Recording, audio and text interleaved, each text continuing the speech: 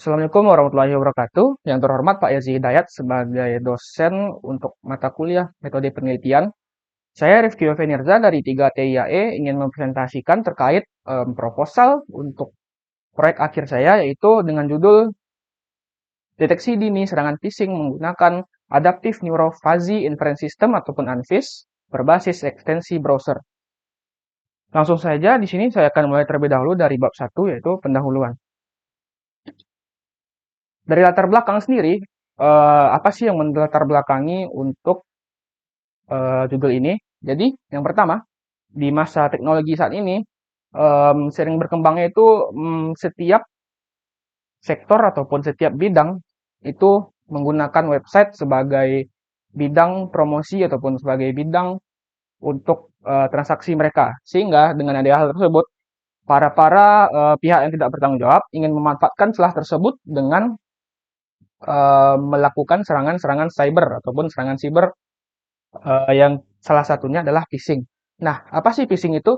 Jadi phishing itu merupakan salah satu teknik serangan cyber yang bertujuan untuk meniru website asli dengan meniru konten halaman ataupun meniru URL-nya secara langsung yang kemudian itu bertujuan untuk mengambil data si pengguna sehingga membuat pengguna dapat memasukkan data pribadi mereka ke website tersebut. Seperti itu.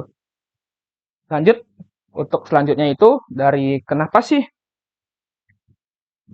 ini tuh urgent atau penting.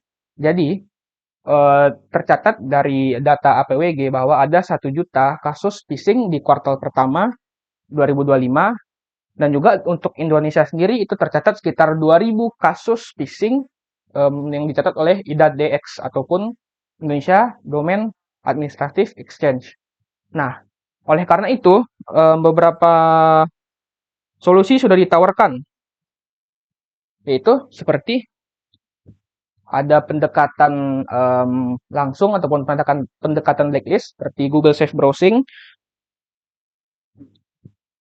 Kemudian ada juga pendekatan seperti menggunakan machine learning untuk memprediksinya ataupun menggunakan deep learning ataupun ANFIS yang sebelumnya sudah pernah diteliti oleh si Fehringer. Nah, dari semua solusi ataupun pendekatan yang ditawarkan ini, ANFIS merupakan yang terunggul karena ANFIS ini dapat mempelajari pola ataupun mempelajari bagaimana sih parameter itu bisa berubah dengan adaptif. Namun, kekurangan dari penelitian si Fehringer ini adalah dia tidak mengimplementasikan secara langsung. Nah, untuk implementasinya, di sini saya memilih ekstensi browser karena ekstensi browser ini dapat mengekstrak fitur-fitur website dengan cepat seperti konten halaman, URL, dan lainnya, yang mana ini tuh dapat mempermudah pengguna nantinya untuk mendeteksi website phishing itu sendiri tanpa perlu memasukkan linknya menggunakan modal si ANFIS itu sendiri. Lanjut, terkait dari rumusan masalah, dari latar belakang tersebut, saya mendapatkan beberapa rumusan masalah. Yang pertama adalah bagaimana sih cara mendeteksi serangan phishing itu sejak dini. Kemudian bagaimana sih kita bisa mengimplementasikan modal ANFIS untuk mendeteksi phishing. Lalu bagaimana sih cara kita itu mengimplementasikan modal ANFIS itu ke dalam browser extension ataupun ekstensi browser. Lalu selanjutnya adalah bagaimana sih cara kita mengevaluasi kinerja dari modal ANFIS itu sendiri. Untuk tujuan dan manfaat dari proyek akhir ini adalah yang pertama dari tujuan terlebih dahulu. Untuk tujuan yaitu yang pertama mengembangkan sistem deteksi phishing berbasis ANFIS ataupun Adaptive Neural Fuzzy Inference System yang efektif dan juga akurat. Selanjutnya adalah mengimplementasikan sistem ANFIS tersebut ke dalam ekstensi browser yang real time dan juga efisien. Selanjutnya adalah mengevaluasi kinerja model dengan menggunakan beberapa metrik evaluasi seperti Evans Score dan lainnya. Nah, untuk manfaatnya, yang pertama adalah menyediakan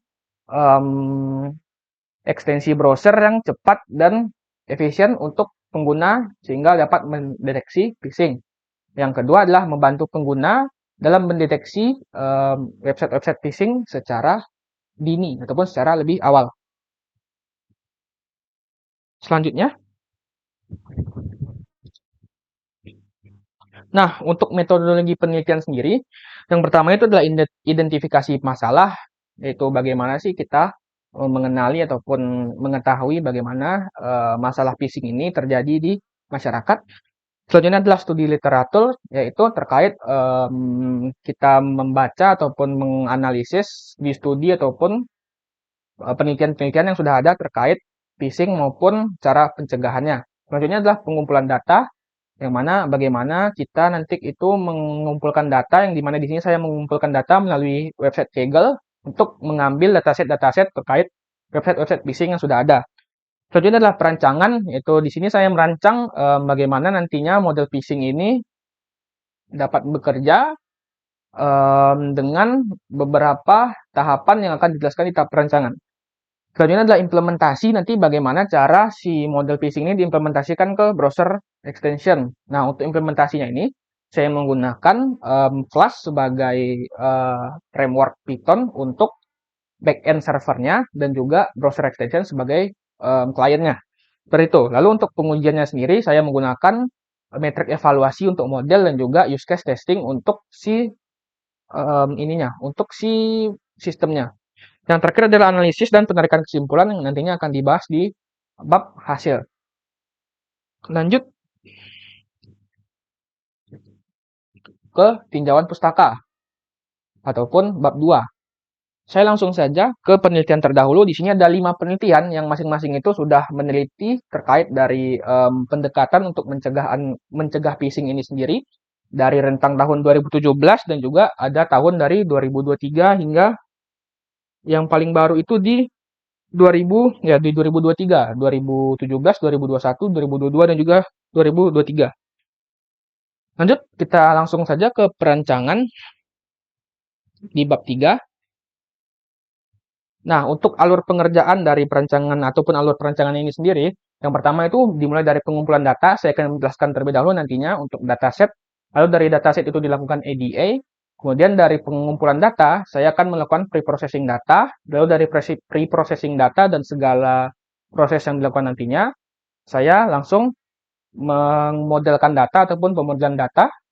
Selanjutnya adalah untuk evaluasi ataupun pengujian dari si model tersebut. Kemudian ada implementasinya ataupun pembentukan sistemnya. Dan juga yang terakhir ada pengujian dari si sistem itu sendiri. Yang di sini menggunakan use case testing. Lanjut.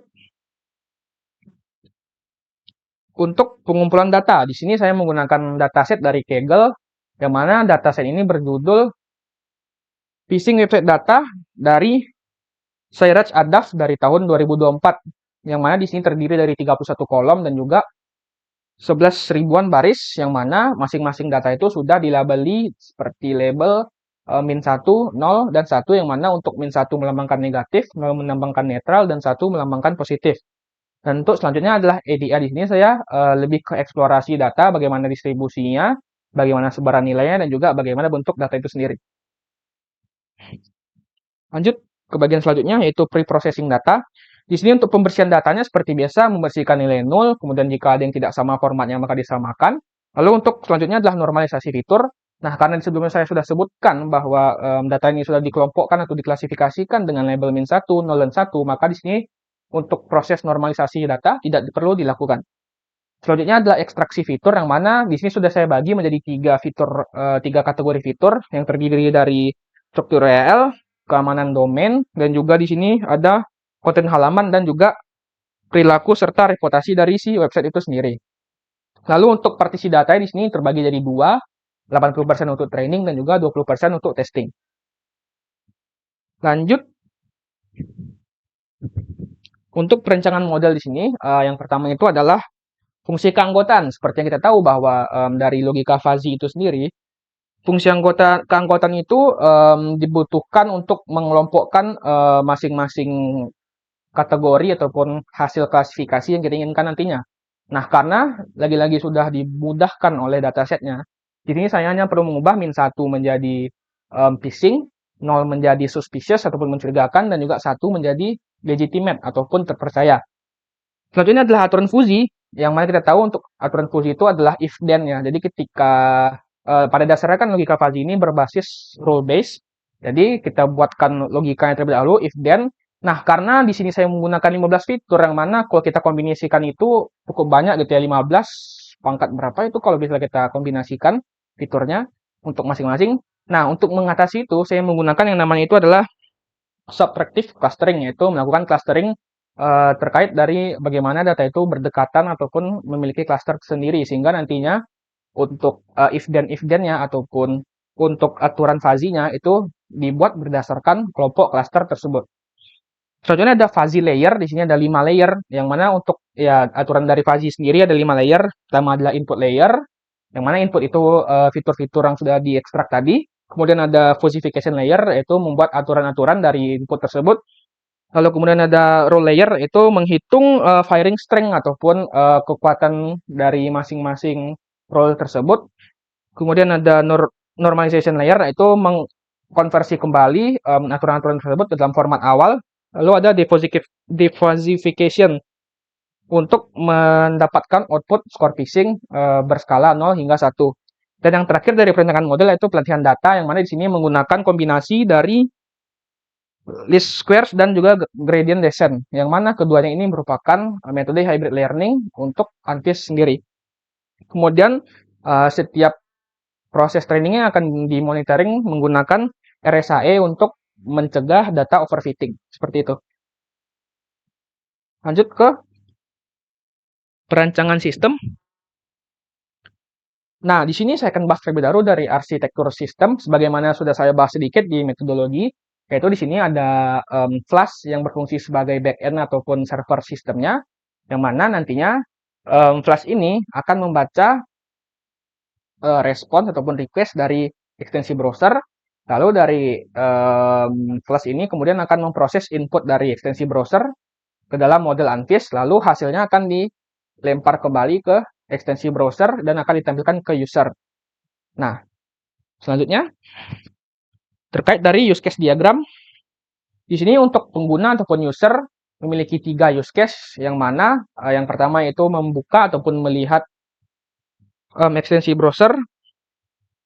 Yang kedua yaitu melakukan prediksi ataupun melakukan deteksi phishing, yang mana ini akan include ke use case selanjutnya yaitu melihat hasil deteksi, yang mana untuk melihat hasil deteksi ini harus melalui proses deteksi ataupun proses melakukan deteksi phishing terlebih dahulu.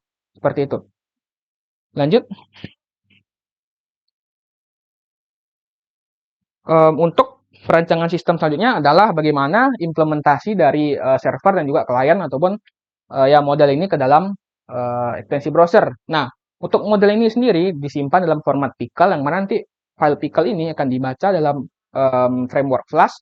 Lalu dari framework Flash akan memproses data tersebut berdasarkan inputan dari front end ataupun dari klien ataupun dari ekstensi browsernya. Nah, kemudian dia akan mengenerate ataupun mendapatkan hasil skala dari si fuzzy itu ataupun logika ANFIS tersebut. Lalu kemudian akan dilempar kembali ke ekstensi browser untuk menampilkan hasilnya ke pengguna. Seperti itu. Lanjut ke pengujian sistem. Yang di sini saya menggunakan use case based testing. Yang mana untuk use case based testing ini sendiri menguji kembali masing-masing use case ataupun ya use case yang sudah didefinisikan apakah sesuai dengan yang dibuat ataupun tidak.